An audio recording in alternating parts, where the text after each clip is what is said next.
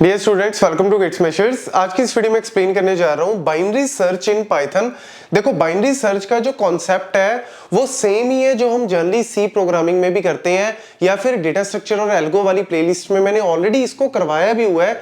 लेकिन binary search को जब हम पाइथन से करते हैं तो किस तरीके से इवेल्युएट करना है, एक एक लाइन को कैसे हमने अच्छे से समझना है, वो ज्यादा जरूरी है ताकि आपको पता लग जाए। तो मतलब एक तरह से ये बात होगी कि कॉन्सेप्ट वही, लैंग्वेज नहीं, लैंग्वेज यहां पे चेंज हो रही है, नई लैंग्वेज है, बट कॉन्सेप्ट बाइनरी सर्च का तो वही सेम ही है।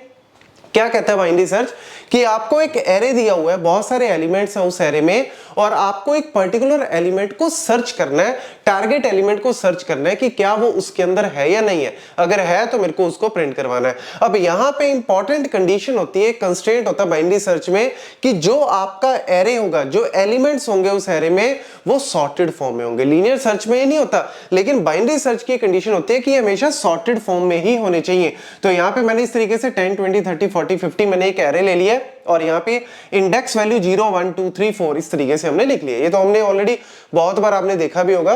तो यहाँ पे हमने डेफिनेशन ली। सबसे पहले हमने जो है वो बाइनरी सर्च के लिए यहाँ पे जो मेरा फंक्शन है वो यहाँ पे डिफाइन कर रहा हूं। तो DEF से डिफाइन किया मैंने फंक्शन, और यहाँ पे मैंने उसकी वैल्यू जो है वो, एक मिनट, लो जी, तो यहां पे मैंने DEF से फंक्शन जो है वो डिफाइन किया और नाम मैंने रख दिया फंक्शन का बाइनरी। आप कोई भी नाम रख सकते हो। एरे मैंने पास कर दिया, ये जो एरे है वो मैंने इसके अंदर पास कर दिया, और टारगेट वैल्यू, अब टारगेट लेट्स सपोज हम यहाँ पे ले लेते हैं 40, मुझे 40 को सर्च करना है। तो देखो लेफ्ट राइट यहाँ पे दो मेरे जो है वो, ये मेरे वेरिएबल जिसको पॉइंट करेंगे, किसको पॉइंट कर रहे हैं, इंडेक्स वैल्यू को। जो लेफ्ट है वो किसको पॉइंट कर रहा है, 0 को, यानी 0th इंडेक्स को लेफ्ट पॉइंट कर रहा है। और जो राइट है वो किसको पॉइंट कर रहा है, length of the array -1। Array की लेंथ देखो क्या है, 5 एलिमेंट्स है, 5 में से एक कम कर दो, क्या बचा जी, 4। तो यानी 4th इंडेक्स पे आपका राइट खड़ा है। ठीक है जी, मतलब एक एक करके बस लाइन को इवैल्यूएट करते रहो, आपको इजीली समझ आ जाएगा। तो देखो while left less than equal to right, अब हमारे पास जो है वो व्हाइल लूप स्टार्ट हो जाता है। लेफ्ट, लेफ्ट क्या है, इंडेक्स वैल्यू। लेफ्ट एक्चुअल में डेटा नहीं है, लेफ्ट तो आपका इंडेक्स वैल्यू है ना, डेटा के लिए तो हमें उसके अंदर जाना पड़ेगा। तो लेफ्ट क्या है मेरा, 0, और मेरा जो राइट है वो कहां पे है, 4 पे। तो 0 less than equal to 4 true है, तो हम अंदर जाते हैं। अंदर जाके हम लोग ने सबसे पहले मिड, क्योंकि बाइनरी सर्च में हम क्या करते हैं जनरली, जो मेरा एरे होता है उसको पहले दो पार्ट्स में डिवाइड करते हैं, चेक करते हैं कि टारगेट लेफ्ट में है या राइट में। अगर लेफ्ट में है तो राइट को छोड़ दो, सिर्फ लेफ्ट को पकड़ो, फिर उसको दो पार्ट्स में डिवाइड करो अगर लेफ्ट में है या राइट में। तो इस तरीके से वर्क करता है। तो देखो मिड वैल्यू कैलकुलेट करनी है, left plus right divide by 2। अब यहाँ पे ये डिवाइड जो है ये फ्लोर डिवीजन है। जनरली देखो यहाँ पे अगर मैं 7 डिवाइड बाय 2 करता हूं तो 3.5 वैल्यू आती है। ठीक है, अब यहाँ पे 3.5 तो कोई इंडेक्स होता नहीं है, तो आप क्या ले लो यहाँ पे, फ्लोर वैल्यू। फ्लोर वैल्यू का मतलब क्या होता है, लोअर वैल्यू। 3.5 की लोअर वैल्यू क्या होगी, 3, और इसकी सीलिंग वैल्यू क्या होती है, 4। ये तो पता ही है हमें, तो वही चीज हमने यहाँ पे लिख ली है, फ्लोर वैल्यू। तो 0 प्लस 4 डिवाइड बाय 2 किया तो आंसर क्या है मेरा, 2। तो यानी मिड जो है वो किसको पॉइंट कर रहा है, इस वैल्यू को पॉइंट कर रहा है। ठीक है, अब आते हैं जी अंदर गए, मिड, एरे ऑफ मिड। अब यहां पे देखो मिड जो है वो किसको पॉइंट कर रहा है, 2 को। तो यानी आप एरे ऑफ 2 का मतलब अब अंदर जाके उस वैल्यू को उठा लो, अंदर जाके उस वैल्यू को उठा लो। क्या है, 30। क्या 30 डबल इक्वल टू टारगेट, मैंने टारगेट क्या लिया था, 40। क्या ये ट्रू है, ये फॉल्स है? अगर ये ट्रू हो जाता है तो ये होता है आपका बेस्ट केस। इसको बोलते हैं best case of a binary search. मतलब आपने मिड निकाला और मिड ही आपको टारगेट था, मिड ही आपका टारगेट था। अगर आपको मिल जाता है तो ऑर्डर ऑफ 1, बेस्ट केस में टाइम कॉम्प्लेक्सिटी ऑर्डर ऑफ 1 या ऑर्डर ऑफ कांस्टेंट टाइम, क्योंकि ये कंपैरिजन किया और काम खत्म, आपको आंसर मिल गया। बट इस केस में मैंने यहाँ पे मिड वैल्यू नहीं ली, तो आप क्या करोगे, ऑब्वियसली ये क्या हो गया, एक तरह से फॉल्स हो गया, तो अंदर नहीं जाएगा।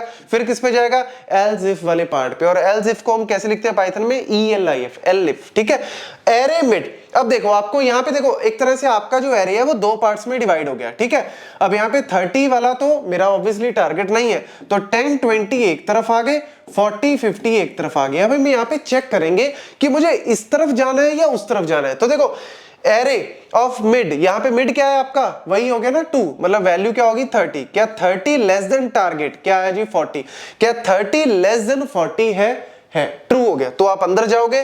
लेफ्ट की वैल्यू क्या हो गई, मिड प्लस 1। मिड की वैल्यू क्या थी आपकी, 2।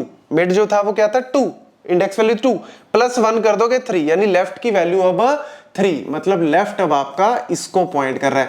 यानी क्या कर रहे हो हम, क्या करना चाह रहे हैं हम, इस वाले पार्ट में जाएंगे, इस पार्ट को नेग्लेक्ट कर दो। सिंपल सी बात है, एरे ऑफ साइज n को हमने n/2 में डिवाइड किया। हमने देखा कि मुझे जो टारगेट एलिमेंट है वो यहां है या यहां, मेरा टारगेट एलिमेंट इस n/2 में है, तो भैया इस n/2 का मैंने क्या करना है, छोड़ दो इसको, लीव इट।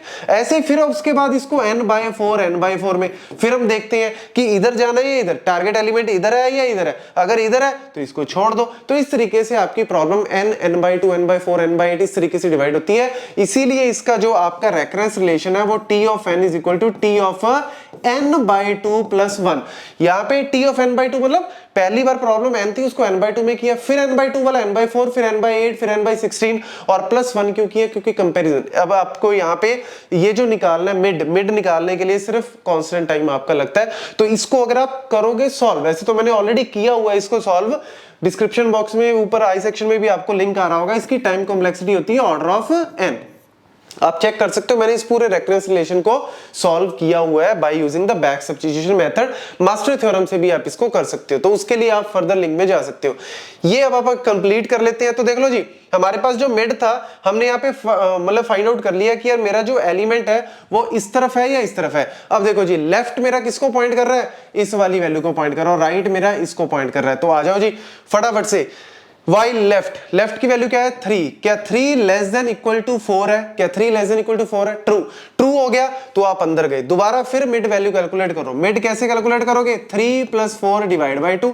यार लेफ्ट किसको पॉइंट कर रहा है, 3 को, राइट किसको पॉइंट कर रहा है, 4 को, तो 3 + 4 डिवाइड बाय 2, 7/2 करोगे तो 3.5। लेकिन आपको मैंने क्या बताया, ये क्या बताया अभी, फ्लोर वैल्यू, तो फ्लोर करोगे तो यानी क्या आ गया, 3 आ गया।